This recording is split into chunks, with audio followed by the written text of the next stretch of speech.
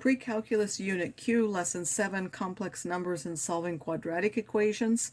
I'll remind you that complex numbers involve taking the square root of a negative number. The simplest thing is to take the square root of -1.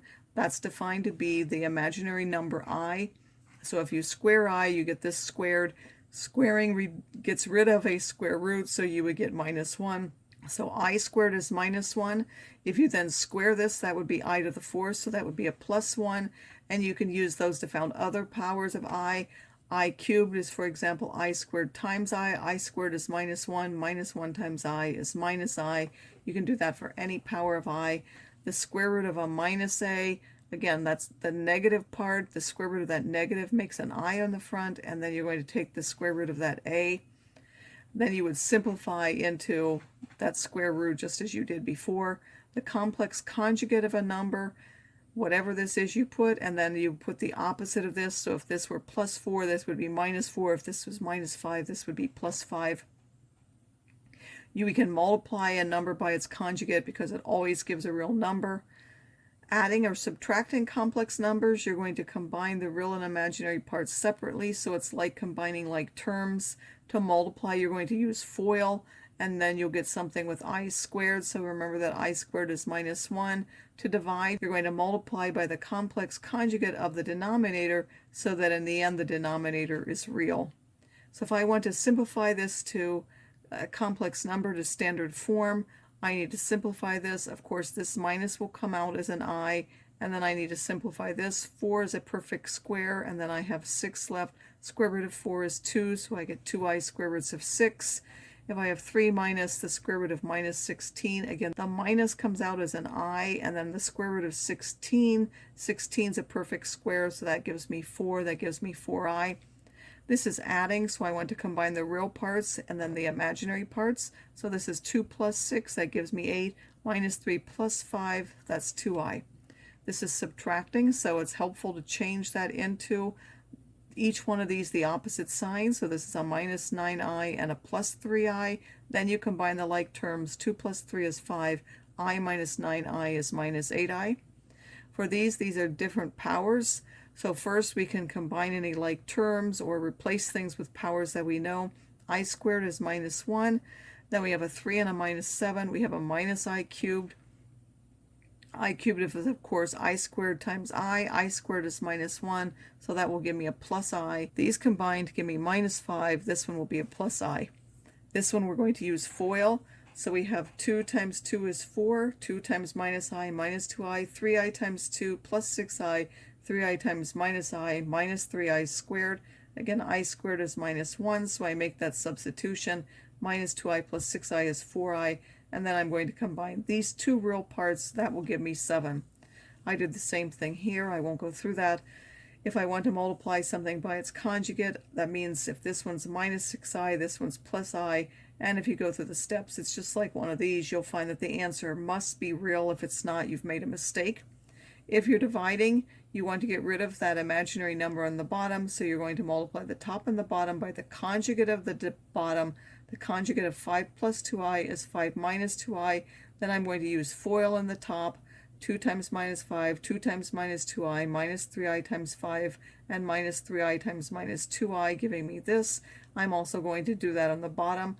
Because it's its conjugate, the inner ones and the outer ones will cancel with each other, and I'll end up with this squared minus this squared, which will give me this. And again, I squared is -1, so I've made that substitution on the top and the bottom and simplified. And then you want it in standard form, so you want to split it up into the real and the imaginary parts. Now if we have a quadratic equation, that means we have ax squared plus bx plus c equals 0. We know that there are 3 equivalent things. Finding the solution to this is like finding the zeros or x-intercepts of the related function. They are the x-intercepts of the graph of that function, and they are the solutions to that being equal to 0. We know that there are 5 ways to solve. You can factor, you can graph, you can extract square roots. If you can write it as something squared equals to a number, you can complete the square, and you can use the quadratic formula. So factoring means that we factor this into two parts like we've seen factoring, and then we use the zero factor property. It says if you have two things multiplied together and they equal 0, only if one of the factors is 0. So if you factor either this factor is 0 or that factor is 0, in this case either of x would be 5 or x would be minus 4. You can graph a related function and find the x-intercepts. You may only be able to get approximate values. To graph by hand, you first find the vertex. So in standard form, h is minus b over 2a. K is found by putting this into that function. Then you're going to graph the vertex. If you go over 1, you're going to go a up if it's positive, a down if it's negative.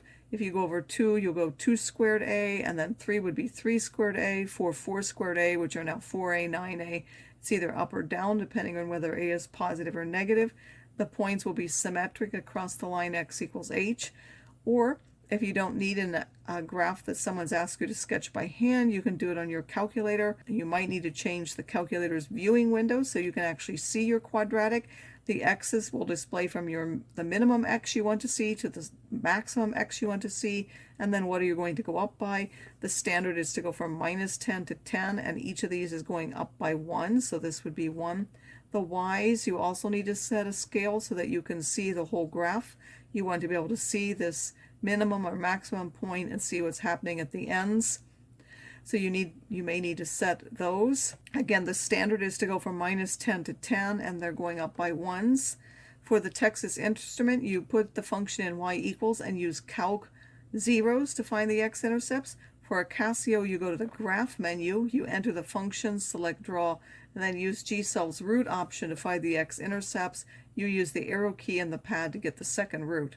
So if I want to solve this by graphing, I've been given a grid, so that means I want to graph by hand. I'm going to find the vertex by doing minus b over 2a. That gives me 1. Then to find the k value, I put 1 inside of that, which will give me minus 9. So I go to 1 minus 9. A is 1, so I'm going over 1 up 1, over 2 up 4, over 3 up 9, over 4 up 16, over 5 25 goes off. And then you look, where did it cross the x-axis? It crossed at minus 2 and 4, so those are the solutions. For any complex root, we can extract square roots if we can get a function squared is equal to a number and then take square roots of both sides. So this is already written to something squared. I can divide by 2 and get the square on one side and the number on the other. Then to get rid of the square, I'm going to take the square root of both sides. The square root of this x squared, remember even root gives an odd power, so we need to put the absolute value. There will be 2 solutions.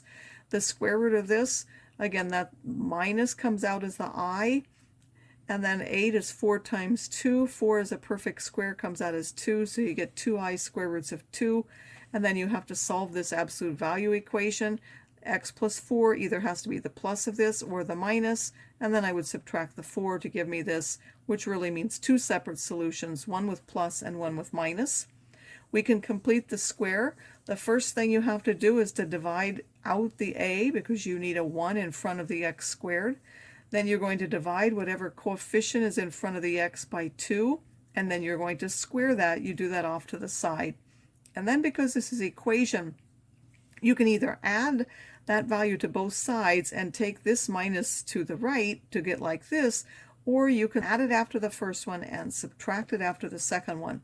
Then you're going to rewrite the first 3 terms as a perfect square in either case. That would be whatever you had once you divided by the 2, so you would get x plus b over 2a in either case, and it would be that squared. Again, if this were a plus term, this would be a plus. If this were minus, this would be minus. I'm just writing it as a plus, but it doesn't mean it can't be negative. It would depend on the sign of that middle term. If that middle term is positive, this is positive. If that middle term is negative, this is negative. And then in this case, this would be on that side. The other one, you would still have this here, and then you would have to take it to the other side and solve by extracting square roots. So if I want to solve this by completing the square, I'm first going to divide everything by 3 because I need it to be a 1 in front of the x squared, which will give me this. Then I'm going to take the number in front of the 5, divide that by 2, square that, giving me 25 over 4. Then I have my option of taking this separate number to the other side and then adding that 25 over 4 to both sides, or I can add the 25 fours after the x term and subtract the 25s here, and then in the end I will take that to the other side.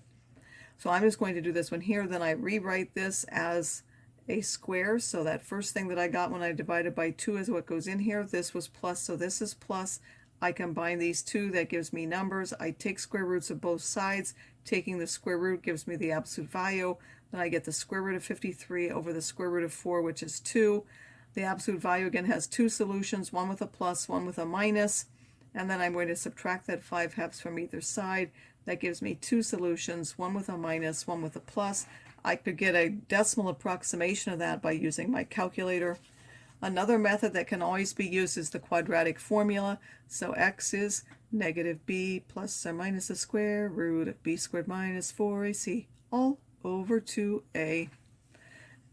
And then you can rewrite that to get that form if you need to. So now if I want to solve this using the quadratic formula, a is 2, b is minus 3, c is 1, and I would do negative b, so the opposite of minus 3 is 3, plus or minus the square root of that b squared, minus 4 times a times c, all over 2 times a. This simplifies to 1, so the square root of 1 is just 1, and then I have to find two solutions, 3 plus 1 and 3 minus 1, to give me two solutions. And we'll note that because this was a perfect square, we could have solved this by factoring, which I've done here, setting each one of these equal to 0 and finding those solutions. The discriminant of a quadratic equation, b squared minus 4ac, will tell us different things about our solutions and about the graph. If b squared minus 4ac is positive, there have to be two distinct real solutions, and the graph will have 2x-intercept or 0. If the discriminant is a perfect square or 0, that meant the equation was factorable and the solutions are rational, so you would say there are two real rational solutions. If the discriminant was not a perfect square, the quadratic is not factorable and the solutions are irrational, so you would say there are two real irrational solutions. If the discriminant is 0, there's only really one real root. The equation would have been factorable. The graph only has one x-intercept and the graph just touches at that particular point. If the discriminant is negative, then there are two real complex or imaginary zeros. The graph does not have any x-intercepts and it never crosses the x-axis. So for each one of these, if we wanted to decide about it, again, I'm not going to go through all of them. If you have x squared plus 3x plus c, b squared minus 4ac is minus 19. That's negative, so it will have two real or imaginary solutions. There will be no x-intercepts and it never touches the x-axis. If I have this one, b squared minus 4ac is 4, that's a perfect square, so there are two real rational zeros. There are two x-intercepts and it will actually pass through the x-axis.